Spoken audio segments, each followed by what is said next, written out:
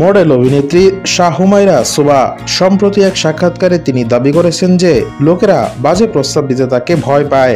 সাক্ষাৎকারে শাহ হুমায়রা সুবা বলেন, আমি এমন ঠোঁটকাটা যে আমাকে বাজে লোকেরা বাজে মন্তব্য বাজে প্রস্তাব দিতে ভয় পায়। তার কথায় আমাকে আসলেই ভয় পায়। আমি চাই আমাকে ভয় পাক, শ্রদ্ধা করুক। এখানে থেকে যে জায়গা থেকে এই ব্যক্তিত্ব নিয়ে যারা কাজ করাবে করব, যারা করাবে না আল্লাহ হাফেজ। অভিনয়ের পাশাপাশি শাহ হুমায়রা সুবা শরীরের ফিটনেস নিয়েও বেশ সচেতন। তার ভাষ্যে, অনেক ছিমছিমে শুকনো ছিলাম, ইদানিং ডায়েট মেনটেন কম করছি, এজন্য হয়তো হেলদি হয়ে গেছি। শেষে বলেন, আবার কিন্তু ডায়েট জিম ইয়োগা করছি, ওইভাবে বেশি শুকনা হতে চাই না, মিডিয়াম ফিগারে থাকতে চাই। উল্লেখ্য, বসন্ত বিকেল সিনেমার মাধ্যমে চলচ্চিত্রে যাত্রা শুরু করেন সুভা।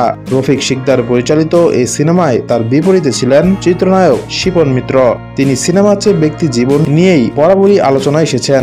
সাবেক ক্রিকেটার নাসিরের পর গায়ক ইলিয়াসের সঙ্গে সম্পর্কে জড়ান এবং বিয়ে করেন, কিন্তু সেই সম্পর্কও টেকসই হয়নি।